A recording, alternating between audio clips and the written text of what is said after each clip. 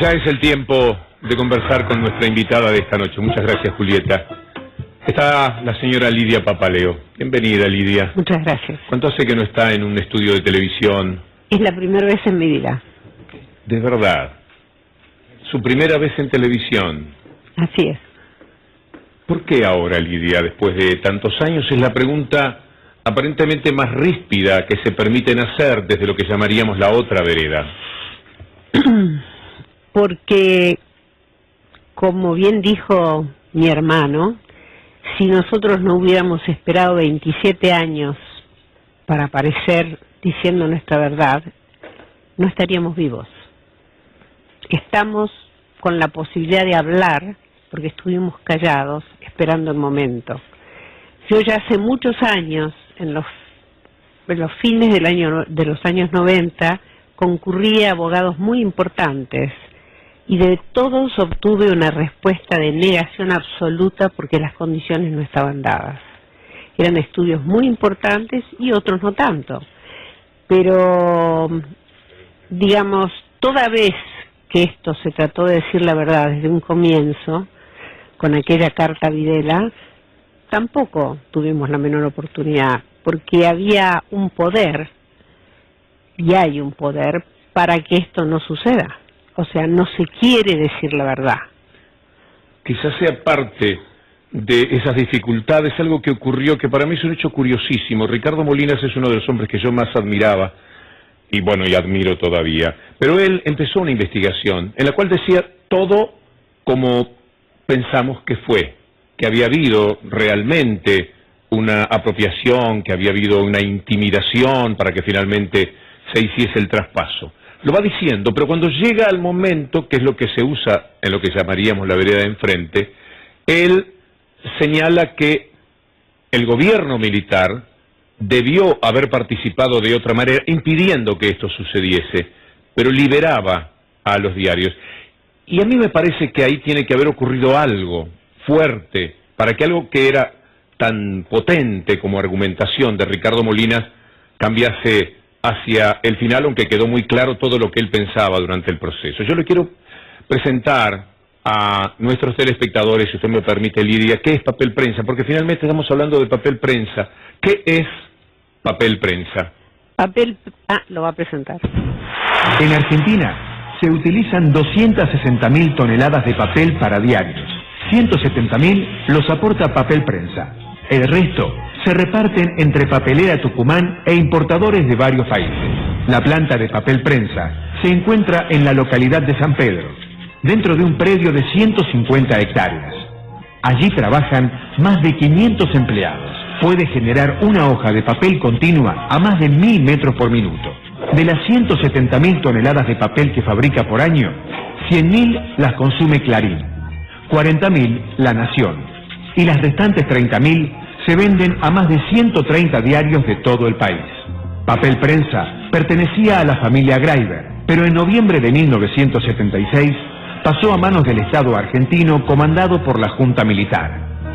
Luego Clarín, La Nación y La Razón compraron acciones. Actualmente, los dueños de papel prensa son: el Grupo Clarín posee el 49%, La Nación el 22,49% y el Estado argentino el 27,46%. Y en su corazón, Lidia, ¿qué es papel prensa? ¿Qué es papel prensa para mí hoy? Papel prensa, cuando yo la conocí, no sabía bien qué era. Con los años sí aprendí muy bien, y lo que sé, y por lo que estoy luchando, es para que mi país tenga una empresa que le da la posibilidad de que todo aquel medio de expresión que necesita papel lo pueda usar. El diario Clarín tituló en estos 2 o 3 últimos días que usted había declarado que había hecho el traspaso, había firmado, no estando presa. ¿Cuál parecía una aclaración puesta como título en un diario muy vejatoria de la inteligencia? Usted no estaba detenida en el momento que hizo el traspaso. No, eso no significa que estaba en situación de libertad.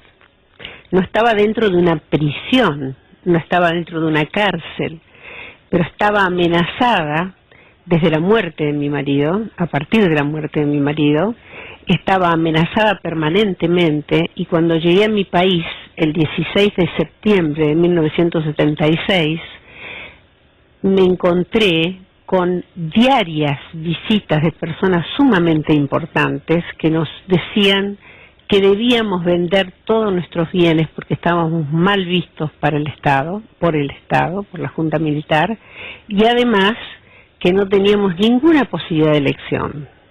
Por ejemplo, el presidente de Papel Prensa, que era un empleado de mi esposo, me citó en un lugar y me informó a quién debía vender, dado que la orden era no extranjeros, no colectividad judía, y que ya tenía que hacerse todo en forma muy rápida. Hubo mucha gente. Manrique le dijo lo mismo a mi cuñado. Posteriormente yo fui al velatorio de su esposa, donde me repitió exactamente lo mismo. Mirá, deben vender todo ya porque ustedes no tienen ninguna posibilidad. Esto acompañado de todos los días, sobre todo, por ejemplo, la revista Somos y otros medios como Gente y otros también, que nos hostigaban tratándonos obviamente de ladrones, estafadores, etcétera. Como no la iba a aconsejar Manrique, estamos hablando de meses que van entre la muerte de su esposo en agosto y noviembre. El 15 de septiembre, según la investigación de Ricardo Molinas, reconoció Macera y también Martínez de Oz que ya ellos creían que los Greiber tenían vinculación con los montoneros.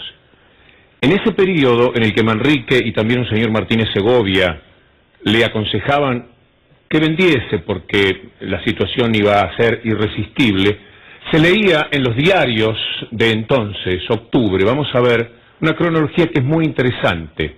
En agosto muere el señor Greiber en un accidente. No un accidente, según Lidia. La Nación publica el 11 de octubre de 1976, lo implican el grupo Greiber en una quiebra fraudulenta. Octubre 15 de 1976, lo acusan de actividades ilegales e impune. Octubre 22 de 1976, la columna editorial del diario pide que lo investiguen. La Nación, 24 de octubre del 76, lo involucran en un gigantesco fraude. Clarín, 28 de octubre de 1976, lo acusan de recibir ventajas y privilegios. 2 de noviembre, 5 días después, ¿qué fue lo que ocurrió el 2 de noviembre, Lidia? Yo firmé una documentación que nunca leí de la venta de Papel Prensa, en realidad, de las acciones B y C. Nunca firmamos llamativamente las acciones A, que eran las más importantes, que en parte estaban en Galería de Vinci y en parte en el nombre del señor Janover. ¿Cuánto recibió por lo que se llama el 0,75% del valor? Es decir, se dio una seña en ese momento de $7.200 y el precio que ellos habían puesto al bien era de $960.000. O sea, la llave eran $7.000. Que se depositó en una escribanía y que nosotros nunca lo vimos. Necesitaban tiempo, presumo, porque esos 3 meses fueron de constante actividad, asambleas, etcétera. ¿Usted recuerda alguna asamblea? Recuerdo que hubo asambleas en las cuales no estuve. Dicen